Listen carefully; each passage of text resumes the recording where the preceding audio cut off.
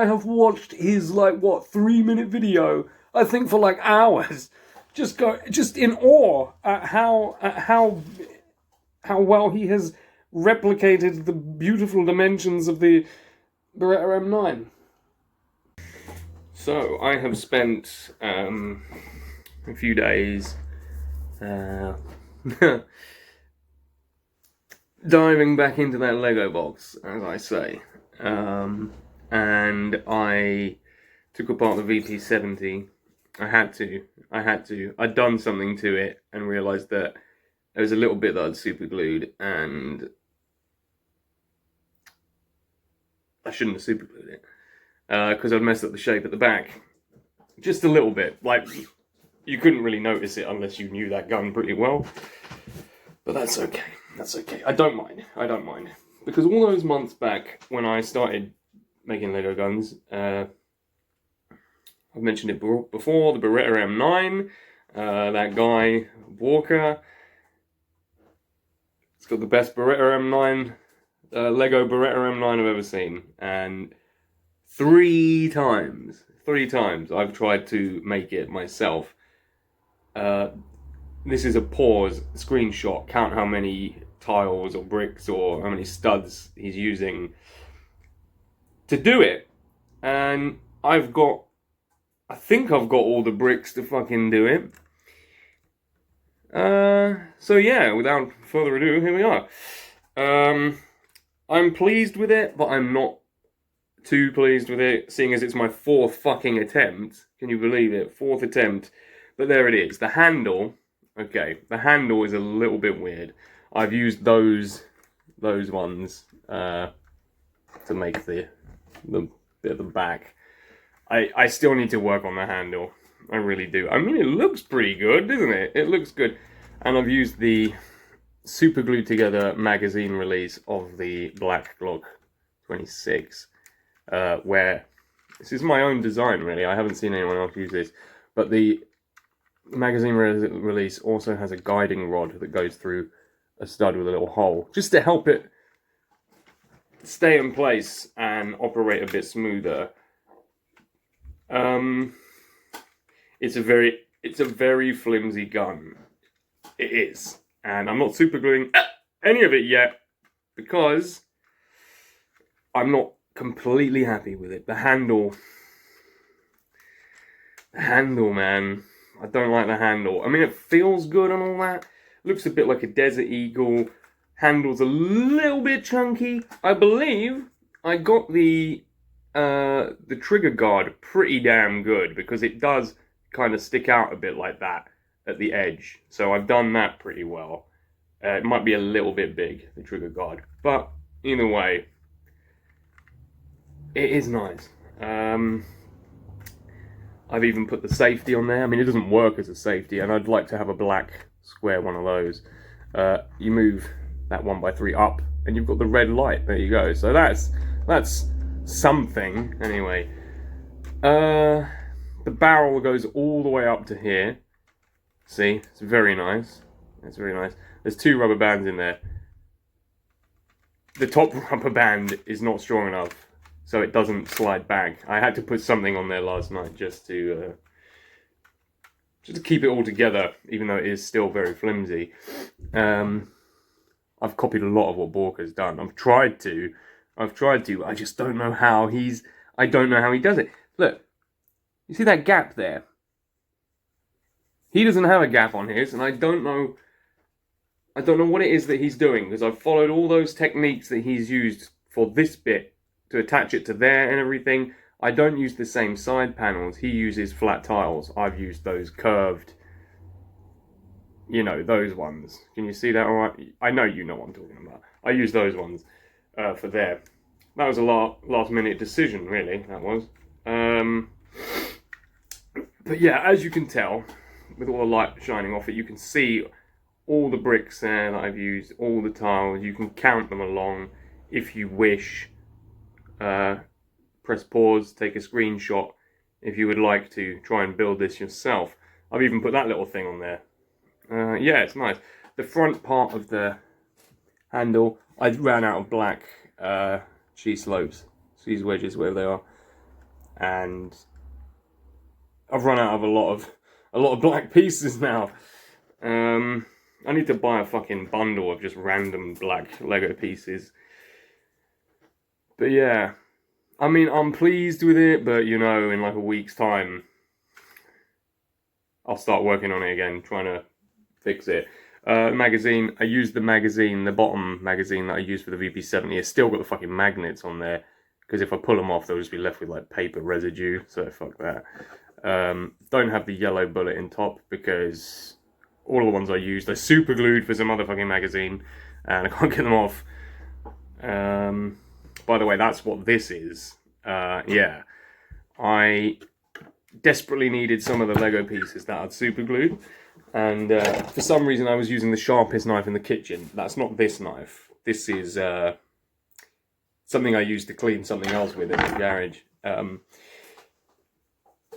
But yeah, I was using the sharpest knife in the fucking kitchen to do it. I didn't need to. All I needed was a flathead screwdriver to pry the bricks apart. But instead I was using the sharpest knife in the kitchen. As I was doing something, scraping off some residue glue, I slipped down. Knife went into my thumb, a little bit there, just on the knuckle. Just a little bit of a skin flap. But it was still bleeding just a tiny bit. It wasn't as bleeding as much as it should have, though. It was pretty nasty. So luckily that wasn't bleeding, so I put a plaster on it. Around there. It's all good. And then, you know, again, I'm using the same tool. I'm being very careful because I nearly cut myself badly. And then I do cut myself badly. Where was it this time? It was in the tip of this finger. As you can see, I've bandaged it up very well. We've got steri strips on there. Had some gauze on there before. That was really bleeding really badly. That was really quite deep. Right in the tip of the finger. Very stupid. So yeah, I went upstairs, got a plaster. Girlfriend calling me a dickhead. I was like, yeah, I know. She's like, isn't that a sign to stop now? Because I've been doing the fucking Lego all day. I was like, yeah, I'm gonna stop. So I went downstairs to like tidy the Lego away a little bit, just put it to the side. A master builder's work is never done. So I end up cutting myself again by mistake. Well, obviously by mistake. I wasn't just like, hey, Lego, I'm gonna stab myself. Yeah, in the tip of the thumb now. So the tip of the finger, the tip of the thumb, both. This was really bad. That would not stop bleeding. But I remember something my mother told me, a cold compress. Let's get some fucking kitchen roll or tissue. Maybe not tissue because of the fibers, but kitchen roll. Wet it and hold it on. You know, you hold it on there, it stops bleeding. It's amazing. Cold compress. I always like that. Yeah, don't judge me, okay? Don't judge me. Pot noodle and the chicken and mushroom flavour. But we went to Costco recently, and those are the only fucking ones they sell. And I'll eat them. I don't mind. But anyway, back to the reason you're here. A magazine. It fits in there. Anyway, you know. The magazine, it's got magazine release. There you go. And it fits beautifully and it stays in there. It's really good. Yeah, I mean, I like it. I got the trigger to work. The trigger's on a rubber band. The slide is on a rubber band that isn't very good at all. The magazine is not actually long enough. It could be longer. Because it would be great if the magazine lined up with the top of the barrel. That would be really sweet. But it won't line up that much because I've got a block in here that stops it from riding too far forward and coming off of the goddamn thing. So let's try and... yeah, I need to sort that out as well. Look, there's the barrel, extremely long barrel. It's all the way down the end. Yeah. A lot of stuff going on. It's not like extremely intricately put together or anything. It's just, you know, little hammer. Doesn't fucking do anything. It's got that little dot there, the firing thing. I don't know what the fuck they call it. I'm not some sado wannabe military dude. I'm just some sado that plays with Lego. But it is very nice. Don't you think so? I mean, it is nice. It needs a bit of work. It's like it's trying to be the Beretta M9. Fucking love the Beretta M9. My god, Action Man's gun that is. Don't know about anymore. Don't follow Action Man. I haven't since I was a kid. But yeah, I do like it. This bad boy is never getting taken apart. Never, never. So proud about that. But yeah, it's gonna need some more work. You know what? I'm so fucking desperate to make a decent looking LEGO Beretta M9 that I'm even considering purchasing the blueprints for some Rainbow Six Siege character's gun, which is like a Beretta M9. It looks like a Beretta M9. It's actually something else. Shit, I think it's my different username. I think it's him. Sells the blueprints for it, and it looks pretty tasty. Bit, you know.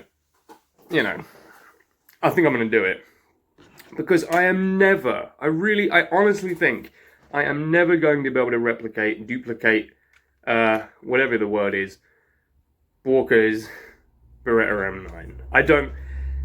He said it was an extremely fun and challenging gun to build.